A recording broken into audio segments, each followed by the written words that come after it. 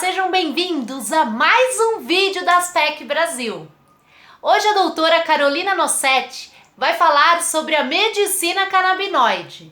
Esse tema foi abordado no nosso primeiro webinário brasileiro de paraparesias espásticas correlatas, que aconteceu no início de dezembro de 2020. Então espero que goste, que curta, que compartilhe e que comente. Tem alguma pergunta para fazer? Não deixe de escrever aí embaixo no nosso vídeo, tá bom? Vamos lá então.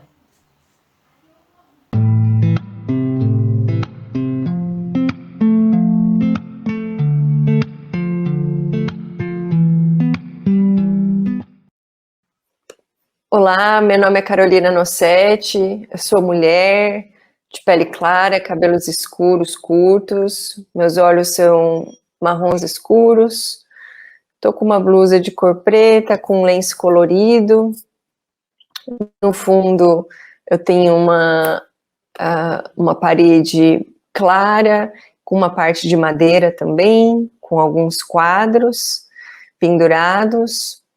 Eu sou médica e hoje eu vou falar sobre a terapia com cannabis na prática clínica.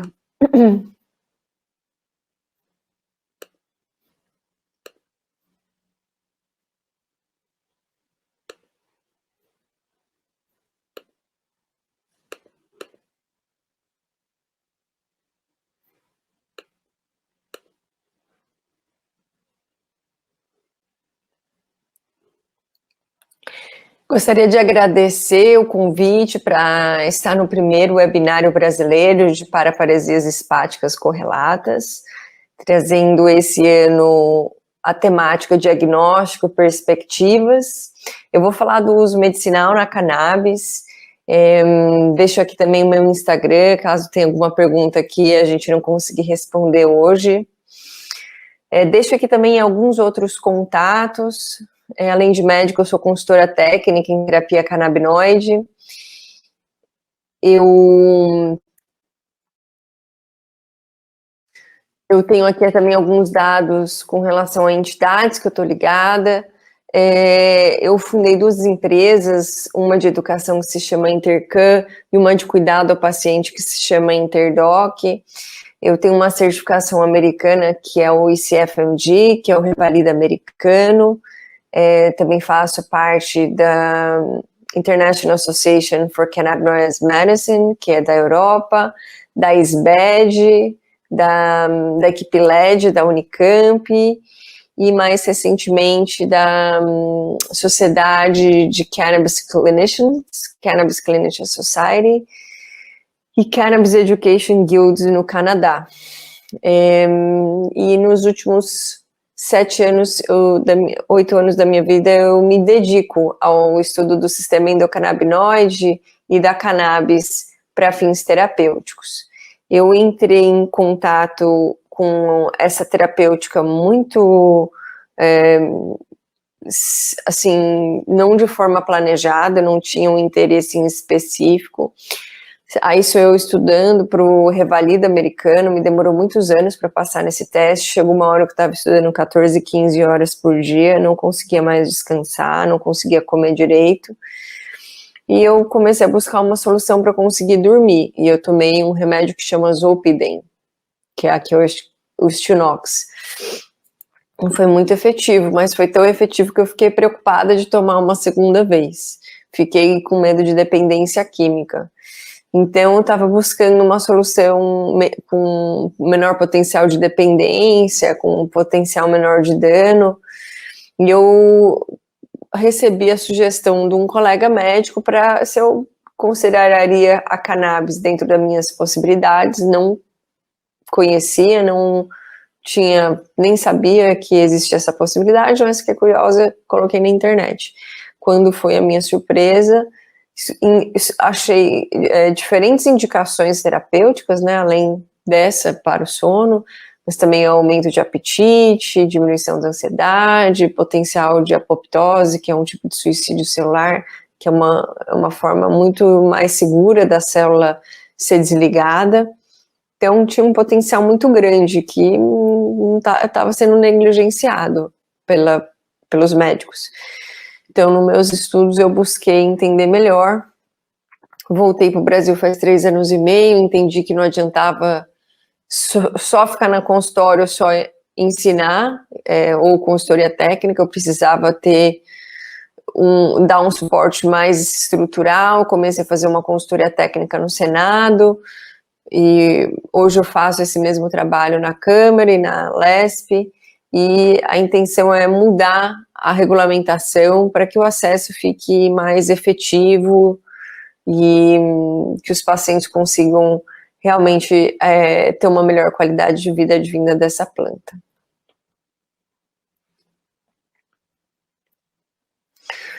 Alguns dados aqui, que não são sobre a paraparesia em si, mas eu acho que vale a pena para entender onde estamos hoje com relação ao acesso no Brasil. Se a gente considerar só os casos refratários de autismo, epilepsia refratária, doença de Parkinson, Alzheimer e dor neuropática, a gente tem mais de 10 milhões de pacientes hoje no Brasil que nada resolve, nada, que já deram tudo, que já tentou de tudo e nada resolve. Então, assim, claro que a gente está aqui provavelmente focando mais na parte de espasticidade hoje, mas eu queria deixar claro que existe todo um ecossistema de saúde que pode ser impactado. Não é só quem tem espasticidade ou dor, tá? Essa é a minha intenção com aquele slide. Lembrando que já está descrito em livros como o do Imperador Shennong, Imperador Amarelo, desde 2700 a.C. Essa é a farmacopeia mais antiga do mundo. Ele é tido como o pai da medicina chinesa, esse Imperador Amarelo, e aí menciona nesse livro uso em dor, artrite, malária e demência senil.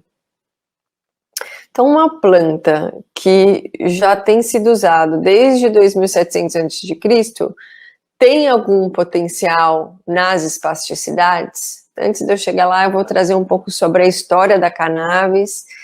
Essa é uma múmia, né, que foi encontrada recentemente, alguns anos atrás, 2014, de 2.500 anos. Era uma princesa siberiana. E eles descobriram que ela era princesa por uma tatuagem do clã. Aqui vocês conseguem ver melhor essa tatuagem. E aí ela tinha um chapéu especial, ela tinha muitos cavalos, né, as ossadas de cavalo na tumba dela, e encontraram um saco de cannabis. Mas que estranho, um saco de cannabis, uma tumba de uma princesa siberiana. E aí eles fizeram um exame de imagem e descobriram que ela tinha um CA de mama, um câncer de mama. Então existe a grande possibilidade de ser um uso medicinal desde esse momento. Claro que existem outras possibilidades, apesar de não fundamentadas, por exemplo, o uso religioso, não tinha indícios disso, mas já se mencionando ali essa potencial.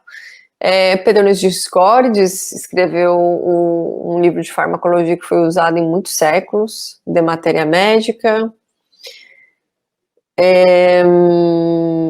Aqui, né, só demonstrando que isso não é novidade, entre 1900 e 1930 era o produto mais consumido em termos terapêuticos. Aqui os cigarros índios, né, asma, catarro, insônia no Brasil. Nos Estados Unidos, a Eli Lilly e outras farmacêuticas já produzindo. 1779, 1889, tem algumas questões interessantes. Então, o primeiro publicação de estudo, né, no The Lancet, de 1943, esse aqui, ele fala das preparações, mas tem o estudo mesmo saiu um pouco depois. Isso eu digo nesse jornal importante, tá? A publicação do William O'Shaughnessy nesse jornal importante, que é o The Lancet. E aqui à direita tem a farmacopeia, né, o manual Merck, que já tinha ali a cannabis incluída. Desculpe. E aqui também mostra um material do William O'Shaughnessy, esse aqui já colocando o número que eu mencionei aqui da publicação, 1843, e aquele deixa eu colocar esse apontador. Aqui, ó, extrato alcoólico de gunja. Gunja é um tipo de preparação de cannabis, tá? Inclusive, até hoje, se vocês forem na Índia, eles têm os extratos de gunja.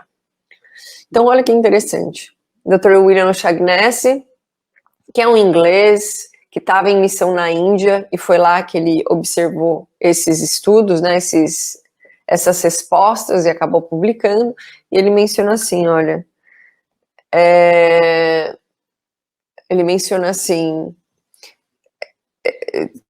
ele quer tirar o horror da doença, ele não quer deixar menos fatal, mas ele quer reduzir a escala de sofrimento. Então, essa é a intenção. 1943 foi quando realmente a proibição nos Estados Unidos aconteceu de forma efetiva. Cannabis Tax Act foi chamado, mas em 1943 os cultivadores foram obrigados a cultivar o cânhamo para fazer materiais de guerra, né? Cordas, enfim, outros materiais. E o professor Rafael Mechoulam, em 1964, fez publicações clarificando a fórmula do CBD e do THC. Aqui do lado tem o cientista. Professor Elisaldo Carlini, né, da Unifesp. Ele infelizmente faleceu algumas semanas atrás, mas um grande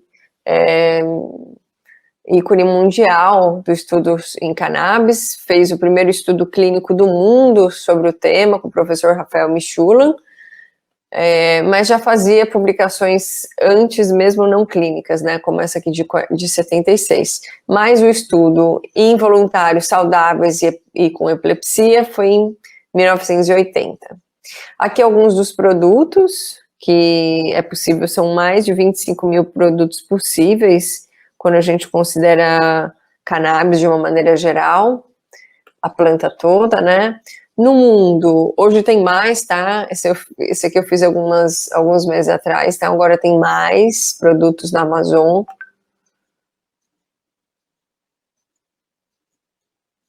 Aqui uma patente, a patente 507, uma patente do governo americano, que menciona que o Departamento de Saúde americano, o potencial dos canabinoides como antioxidantes e neuroprotetores, e aqui menciona algumas das doenças neurodegenerativas, Alzheimer, Parkinson, demência de HIV. Aqui eles também mencionam aplicações em insultos isquêmicos, e o fato de ser um departamento de saúde, né, eu acho que traz legitimidade para essa patente. E aqui a Organização Mundial de Saúde pedindo para as Nações Unidas reclassificarem a cannabis e tirar o controle internacional de produtos ricos em THC com menos de 2% de THC. Então, rico em CBD com menos de 0,2% de THC. Aqui alguns dos países, né, inclusive que já legalizaram, Indonésia, Argentina, o México essa semana. No YouTube se recomenda o filme legal, mostra a história da menina Anne, foram o primeiro a ganhar na justiça o direito de importação do produto à base de cannabis para o Brasil. O cientista conta a história do professor Rafael Mechoulam. Aqui uma das RDCs que regulamenta a importação direta do produto, 335 de 2020, e a que regulamenta a venda de cannabis em farmácias desde dezembro do ano passado. Esse aqui um material bem interessante da senadora Mara Gabrilli. Essa pesquisa foi feita junto à Data Senado, ela e a equipe desenvolveram um material técnico. Eu tive o prazer de participar como consultora técnica desse material, junto com o professor Renato Fileve, da Unifesp, fazendo uma compilação de dados científicos clínicos para educar a população. E um dado bem interessante é que 3 em cada 4 brasileiros são a favor da cannabis. E 85% das autorizações hoje que a Anvisa recebe, né, o requerimento para autorização de importação são para epilepsia, autismo, Alzheimer, Parkinson, esclerose múltipla, câncer e dor crônica. Hoje tem mais de 10 mil pacientes com autorização de importação da Anvisa e mais de 1.200 médicos prescritores. A planta em si não tem uma taxonomia que todo mundo concorde, mas de uma maneira geral as plantas índicas, predominância índica, tendem a ter folhas largas e dar fome e sono, e as plantas de predominância sativa tendem a ter as folhas mais finas e serem mais longas e dar mais energia e menos fome. Isso de uma maneira muito geral, tá? Porque a gente não tem mais, a gente não pode fazer essa generalização dessa forma. Então a gente divide as plantas em até 0,3% de THC, que são as plantas de cânhamo, e mais de 0,3% de THC, que aí só chama cannabis mesmo. As duas são cannabis, só que uma cannabis que também tem a denominação de cânhamo, que é uma definição técnica. Se tem menos de 0,3, aí pode ser chamada de cânhamo. Então, se até 0,3, a gente pode fazer commodity e também produtos nutracêuticos, ou farmacêuticos. Aqui, o farmacêutico está só aqui para esse lado, mas hoje já se tem, por exemplo, CBD a nível farmacêutico, tá? Então, aqui, quando é commodity, é fibra, é óleo, é comida para animais. Essa é uma produção agricultural, então, normalmente, quando o cultivador faz o cânhamo, é no outdoor, é fora da estufa. Normalmente, esse aqui é na estufa, tá? E a busca é para produtos ricos em canabinoides, mas principalmente THC, e aí nutracêutico ou farmacológico.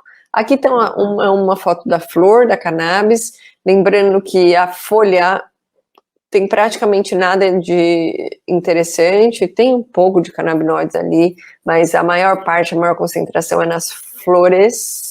Não sabemos por que todo lugar a cannabis é mostrada em termos de imagem com as folhas, e a folha é o menos importante que tem quando comparado a outras partes que têm maior concentração de canabinoides, como as flores.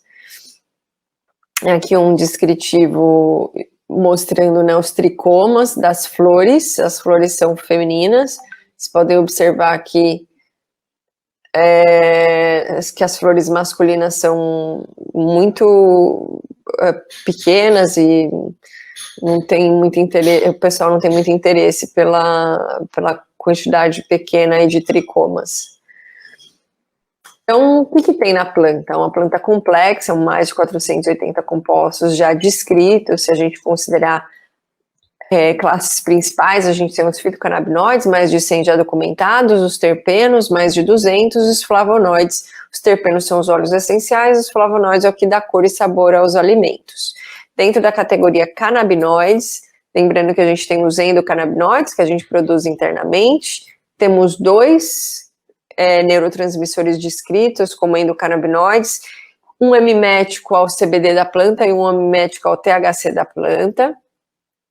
Dentro dos fitocannabinoides, mais de 100 já mencionei, temos os sintéticos e os isolados vêm da planta. E trazer um pouquinho sobre o sistema endocannabinoide, que na realidade, ele que é a estrela, não é a planta que é a estrela, é o sistema que é a estrela. É um sistema que visa a homeostase, é um sistema modulador. Então, ele visa o equilíbrio dos outros sistemas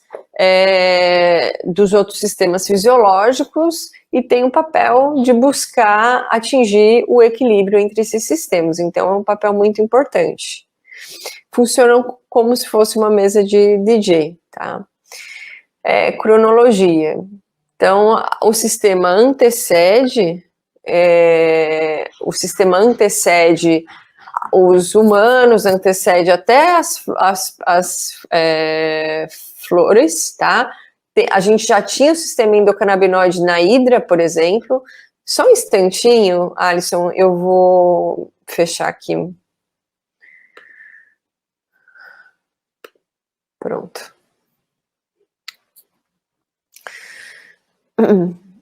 Lembrando aqui na cronologia, né, no sistema endocannabinoide, que a hidra já tinha um sistema endocannabinoide, mesmo nem tendo o sistema nervoso central, e antecedeu aí a flor. O sistema é um mecanismo de comunicação intracelular entre neurotransmissores, citocinas, entre outras células. E acho que algo que é interessante a gente ver aqui são os efeitos periféricos da regulação desse sistema, desde uma regulação metabólica, passando por uma resposta adaptativa frente ao estresse, a atuação no apetite, diminuição e aumento. E já está no Hengenbeo, que é um livro respeitado em termos de farmacologia, e o sistema endocannabinoide já está descrito nesse livro. E aqui, com relação à semântica, lembrar que a planta se chama cannabis, Cannabis sativa L. Esses outros nomes são nomes pejorativos ou nomes que têm um impacto negativo, como marihuana e maconha. O hemp é a tradução para o inglês do cânhamo, tá? Então é uma definição técnica. Se a cannabis ser cânhamo é uma definição técnica.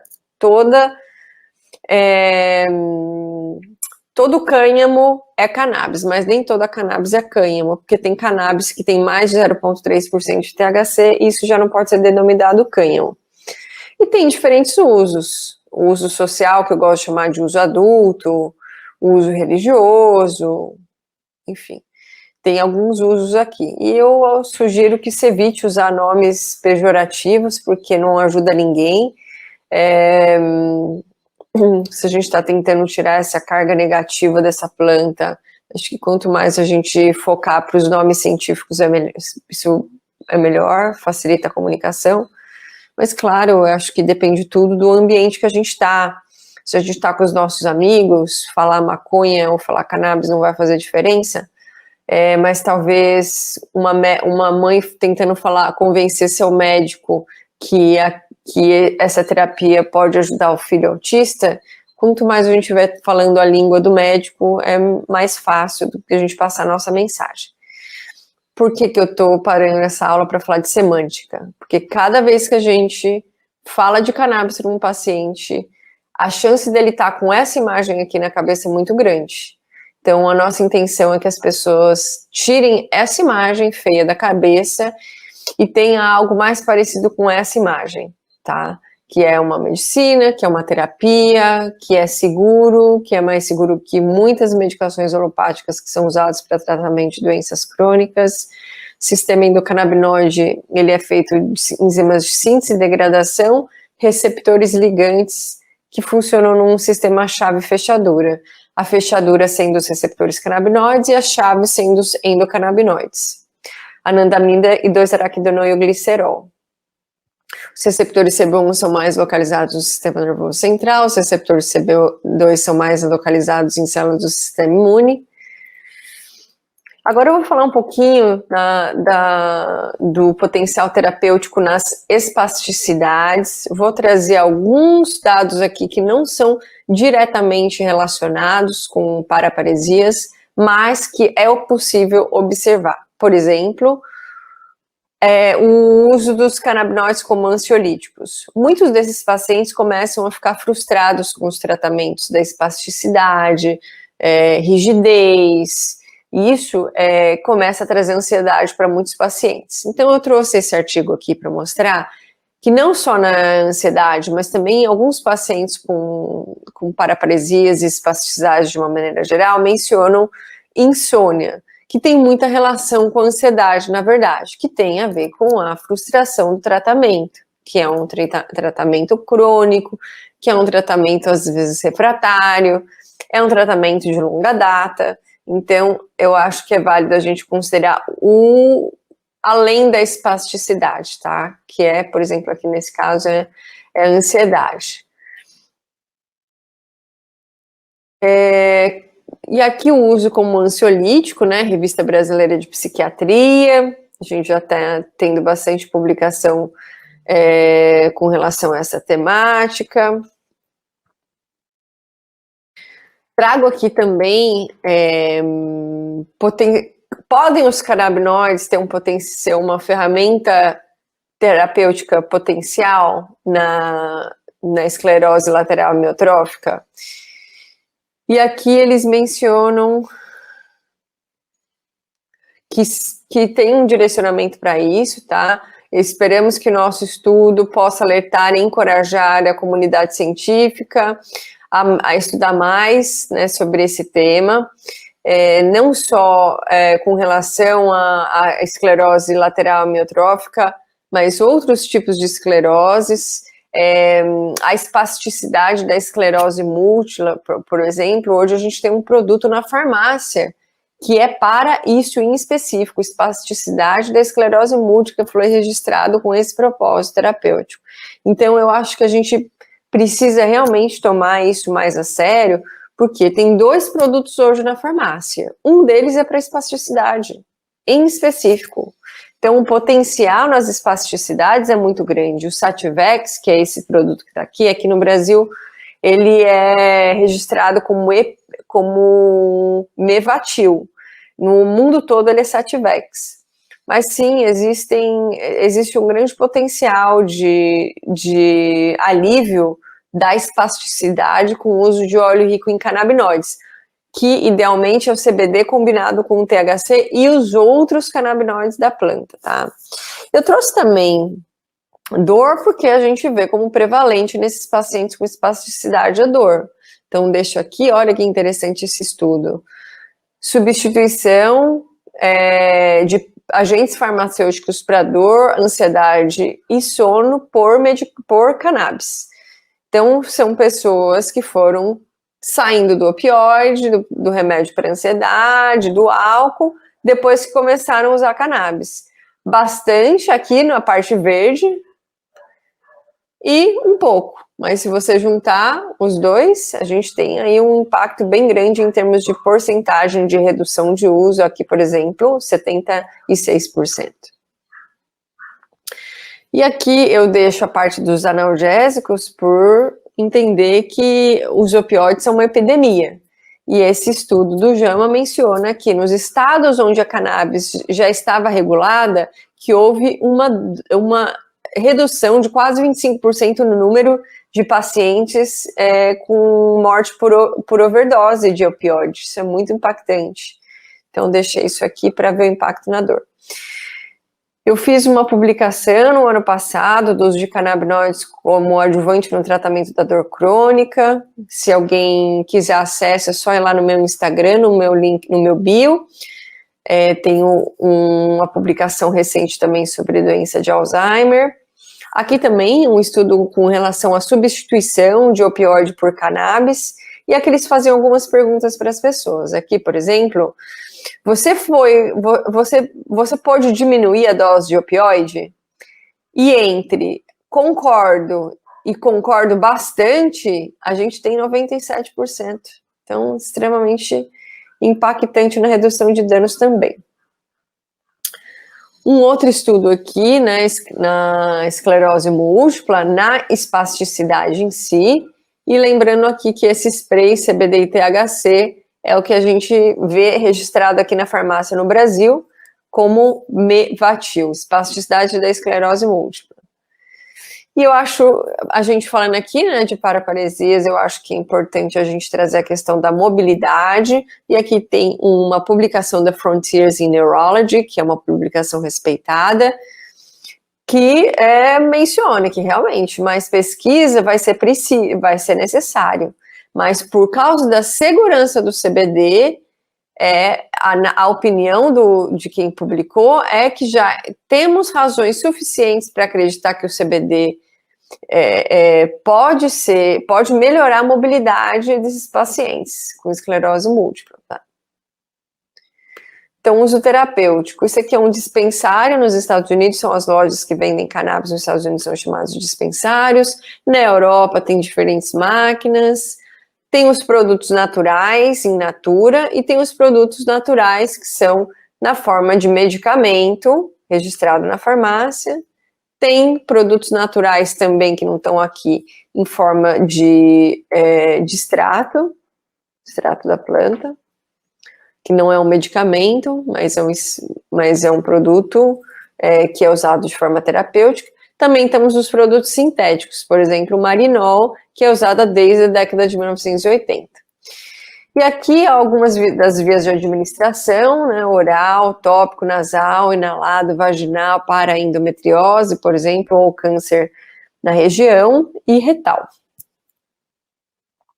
Quais são os efeitos adversos? Do CBD, alteração da consistência das fezes e sonolência, também hipotensão. O THC, os efeitos adversos são ansiedade, síndrome do pânico, sonolência, boca seca.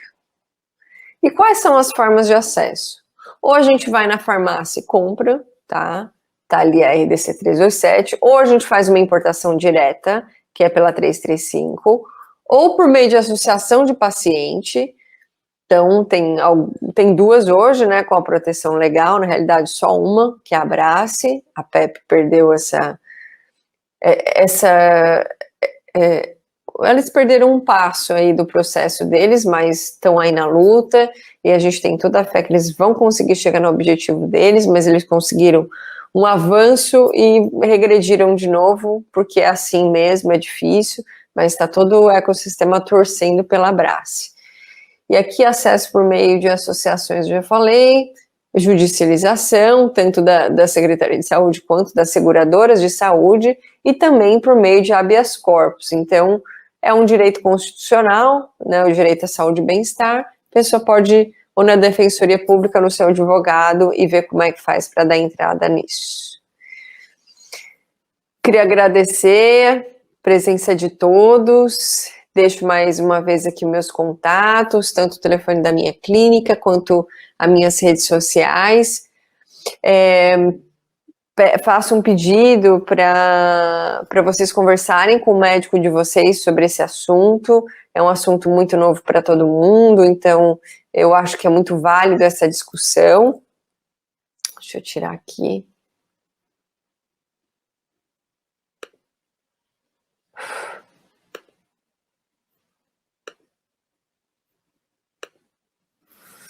Pronto, eu acho que é muito válida essa discussão na perspectiva paraparesia, espasticidade. Eu acho que é muito válido a gente ter essa conversa. Só deixar aqui um parêntese com relação a uma parte de mudança de estilo de vida. Eu não vejo a mesma efetividade da cannabis nos pacientes que não fazem ajuste de estilo de vida, e ajuste seria relacionado ao tripé, pensamento, alimento e movimento. No pensamento, achar técnicas de meditação guiada ou exercícios cognitivos para dar um suporte mental, né, para esse paciente. O alimento, retirada de alimentos inflamatórios, ou redução considerável, quanto mais possível, dos alimentos inflamatórios.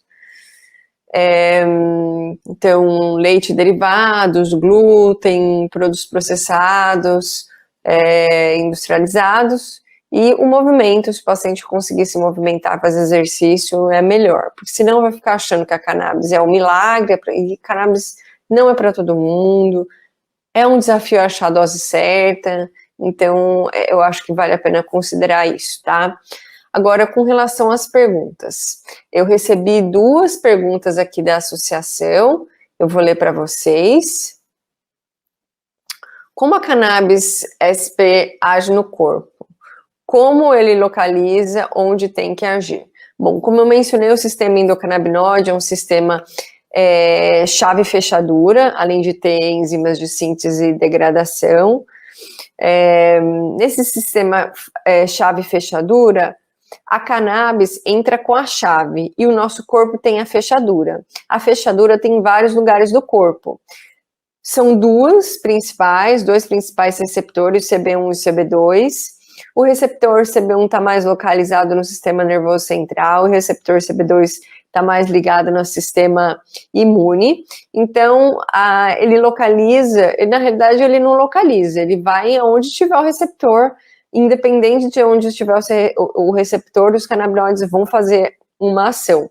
Então, como é que a gente faz para ser um pouco mais direcionado? A gente usa cepas específicas porque a gente está mais buscando. Por exemplo, se eu estou usando a cannabis para melhorar a minha insônia, para eu dormir melhor, eu vou buscar plantas que tenham outros componentes além do CBD e THC que podem facilitar o meu sono. Ou não, eu estou usando a cannabis para aumentar o meu apetite. Então, ao invés de eu focar só no CBD e no THC, eu vou focar nos outros pontos que essa cepa pode ter que possa me ajudar. Então, vai depender de onde está a fechadura. A chave está na planta e dentro do nosso corpo também, né? Na forma de 2 neurotransmissores. Como o CBD, que é retirado da mesma planta que tem THC, que é psicoativo, consegue estabilizar os neurônios. Surpresa, surpresa, o CBD também é psicoativo. Por quê? A definição de psicoatividade é ação no sistema nervoso central. E, sem sombra de dúvidas, o CBD ele causa uma alteração, uma ação no sistema nervoso central. Só de ser ansiolítico, já está agindo no sistema nervoso central. Então, eles dois são psicoativos e eles dois têm um potencial de melhora cognitiva em pacientes. Não é só o CBD que estabiliza os neurônios ou diminui, né, a velocidade de passagem de uma informação para outra. É um sistema muito complexo, é um sistema que funciona melhor quando o CBD e o THC estão juntos. O THC em especial em pequenas doses, né, no caso das melhoras cognitivas.